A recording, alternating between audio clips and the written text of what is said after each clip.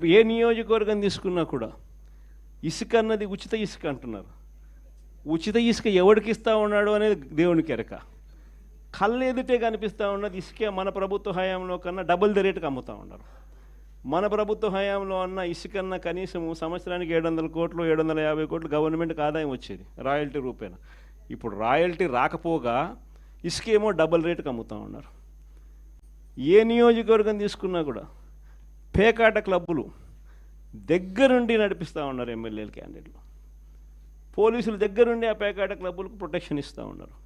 ప్రతి పేకాట క్లబ్ నుంచి నీకింత నాకింత అని పంచుకుంటా ఉన్నారు. ఎన్ని కళ్ళ ముందరే కనిపిస్తూ ఉన్న కరప్షన్. నేనేం వెరైటీ అని చెప్పడంలో కాంట్రాక్ట్లు ఇస్తే అమరావతి మామూలుగా 4,000 4,500 రూపాయలు కడితే బ్రహ్మాండమైన హైదరాబాదు బెంగళూరు లాంటి ప్లేస్లో కూడా 5 స్టార్ లాబీతో ఫ్లాట్లు నిర్మాణం